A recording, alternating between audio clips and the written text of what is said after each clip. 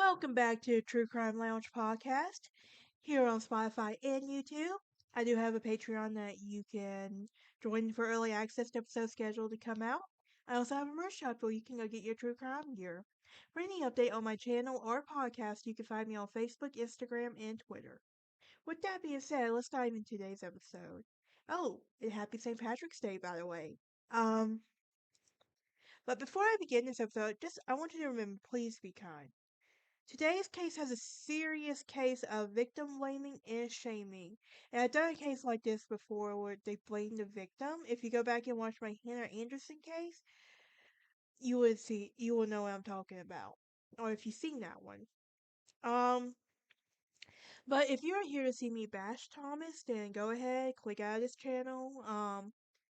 Click out of this episode. If you are here, but I was freshly out of high school when this case happened. So it's still like relatively fresh today. It's been less than 10 years. I know that reveals my age a lot, but I look young. Anyway. Um, but this case will become every parent's worst nightmare right here. Lifetime also recently made a movie about this case. And the movie is actually surprisingly really good. I do recommend you go in to watch it. Excuse me. But so Elizabeth Thomas would enter public high school in Culleoka, Tennessee, where she would leave one nightmare for another. She would ultimately be taken by a teacher across state lines, which would set off a nationwide manhunt. Elizabeth was homeschooled before starting high school, and she would claim that her mom, Kimberly Thomas, would physically abuse her as a child. Kimberly was removed from the home and charged with child abuse and neglect. And Kimberly would deny these allegations. However, she reached a plea bargain, and that the charges were expunged. Elizabeth's dad Anthony worked long hours in the pest control to support the family, and says he had no idea how bad things were at home. Elizabeth would go on to say that we had a lot of stuff going on behind the doors that shouldn't have happened. In her new high school, she would meet health science teacher Ted Cummings, who acted as a mentor before he became her abuser.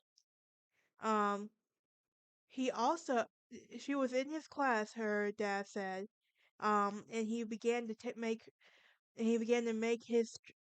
help her make her transition from homeschool to public school. And at some point, Elizabeth said that she realized their relationship was becoming inappropriate. He, ju- she would go on to say that he would just stare at her during class, and that he was always eyeballing her, talking to her, looking at her, and sitting at her table. This was also like she would also go on to say that there were times when he told me that I looked nice naked. Like, okay, what kind of teacher says that to a student? So many grooming behaviors that, like, ugh. I wonder if this isn't his first victim, though. That's my question. Like, if there is, or any coming, like, there's probably none coming forward. But, anyway, out of school, they would communicate over social media with messages becoming more and more explicit. Eventually, high school students would witness Elizabeth and Cummings kissing and told authorities, who began to investigate. Thomas and Cummings, um, who were married at the Thomas and Cummings. Keep in mind, Cummings was married at the time. He was a regular churchgoer, beloved person in their neighborhood of Tennessee. Um, I live not too far from Nashville, and so when I was looking at where this case was, it's like not far from Columbia, which is about an hour and a half from Nashville, if that tells you any proximity to anything.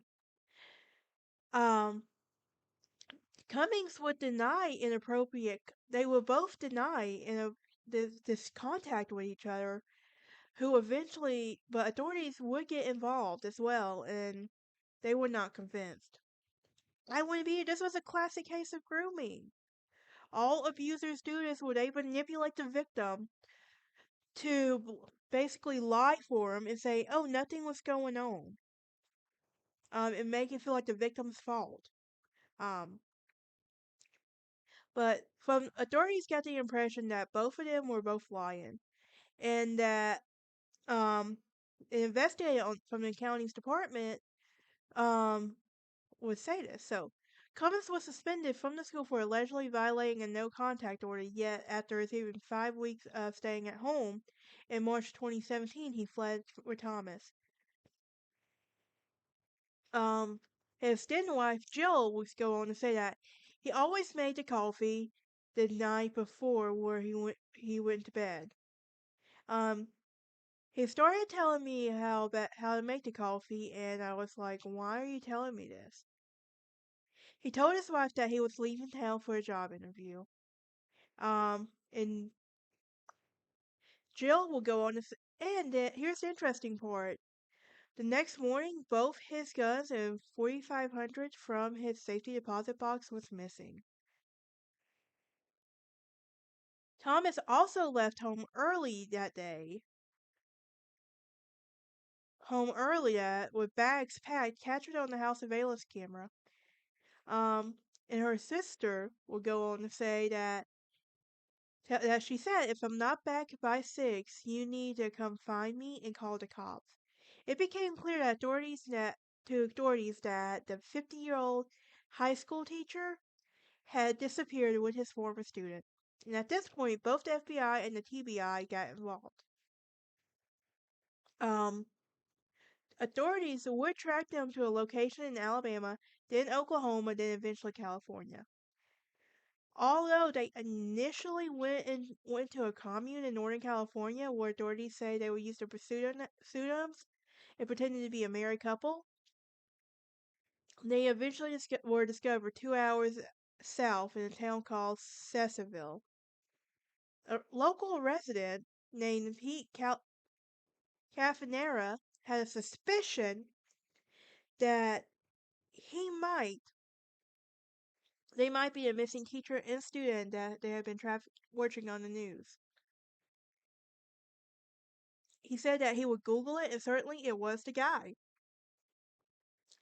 A SWAT team was sent in, and they arrested Cummings. Elizabeth was reunited with her family, and after more than a month of being held captive, Elizabeth said that Cummings had used threats to get her to leave with him.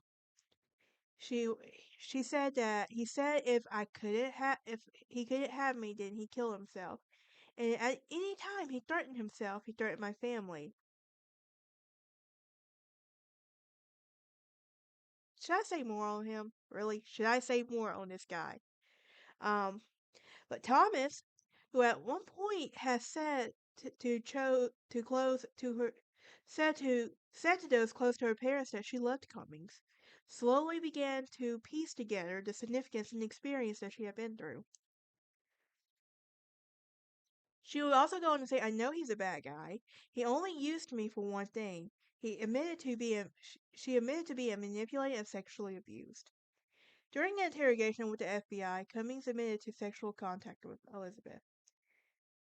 He was charged with obstruction of justice, transporting a minor across state lines for the purposes of engaging in criminal sexual assault conduct and sentenced to 20 years in prison. He needed more for that, if you ask me.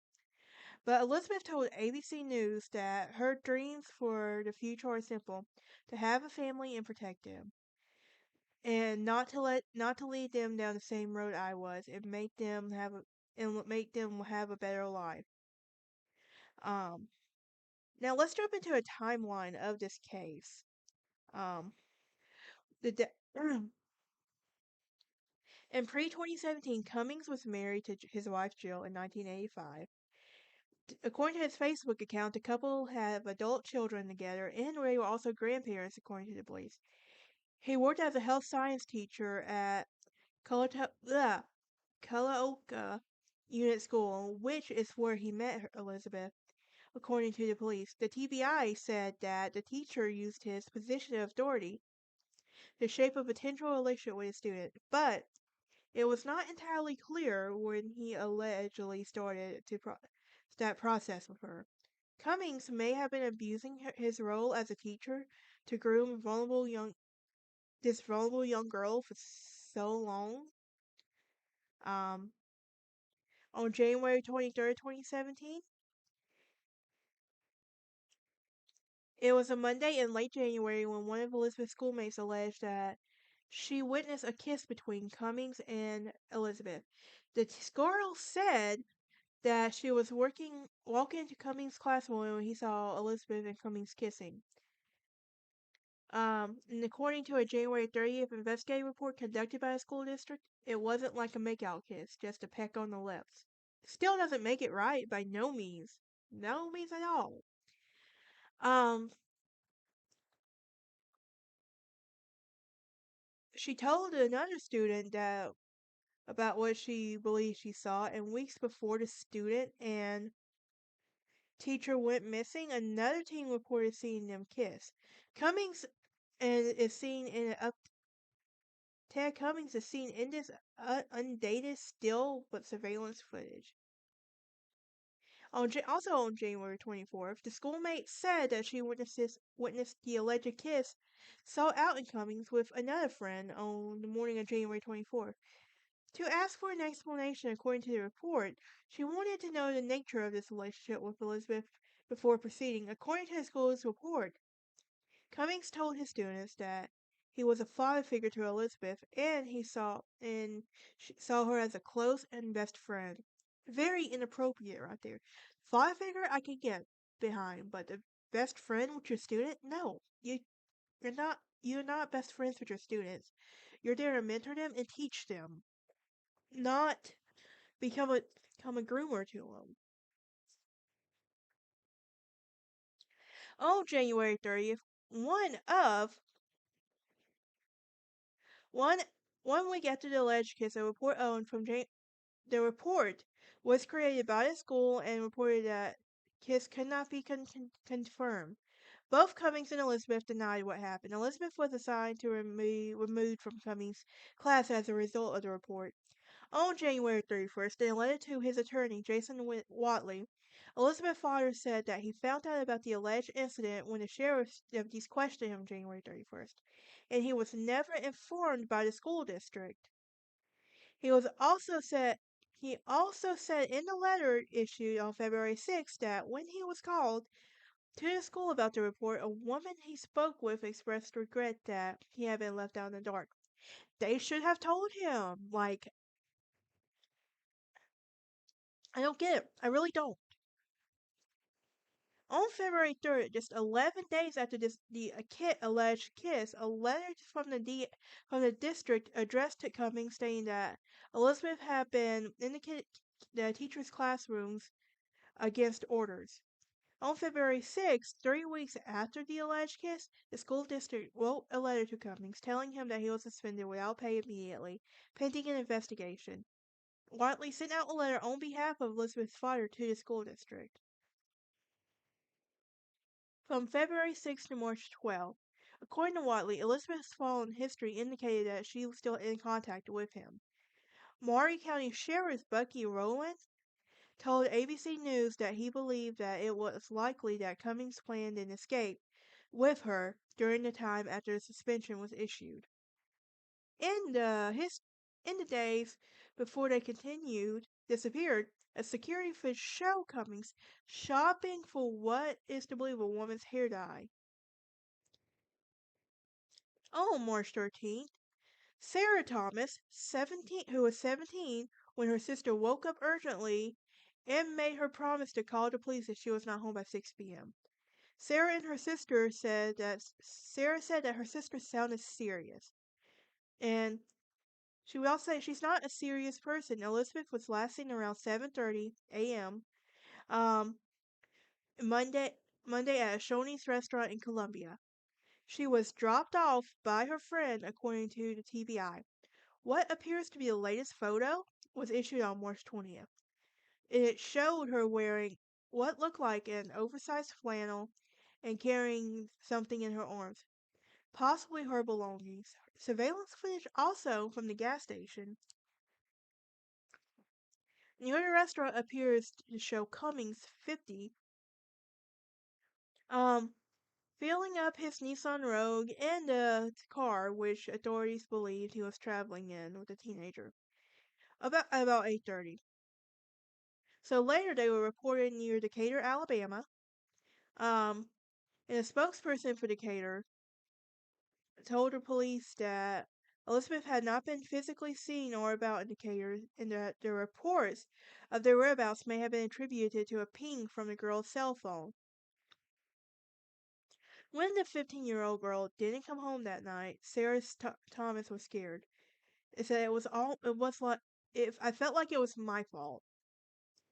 Like should have done something. And they will call 911. Um, so, on March 14th to March 21st, Elizabeth updated her Instagram bio to read "wife." March 14th, Cummings was fired from the school after only after the alleged kidnapping. On, also, so March 15th, an Amber Alert will be issued into her disappearance. On March 17th, Cummings would be added to the state's 10 most wanted list. His wife Jill held an emotional press conference and said she had no idea her husband was involved and with anything that led to this. Um, her heart breaks for her family. She also still on her husband's side that this is not him. Why would he do this? My theory is that he's done this before. He has been inappropriate with a young girl before. But I can't prove that. I can't. But like, look how fast he was able to get that going with Thomas. Are there other victims? I don't know. Um, on March 20th, the TBI issued the last known photo of Elizabeth as well as surveillance footage showing Cummins pushing hair dye. Um, on March 21st, the TBI researched teen marriages online 8 days before he allegedly took Elizabeth. Interesting. But yet he was still married. um, on March 23rd, the TBI said law enforcement checked out a possible lead in Texas, but there was no confirmed sighting. The teen's family released a statement saying that the last 10 days have been the most difficult of my life. Um, of the Thomas family.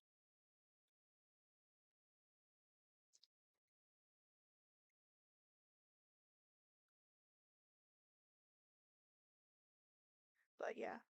So my thoughts on this case is he's definitely done this before with young girls. Um, I could be wrong. I could not be. But if you if there are other victims of sexual abuse, you have an advocate who can help you come forward. But that is it for today's episode. I will see y'all next time. Y'all have a great day.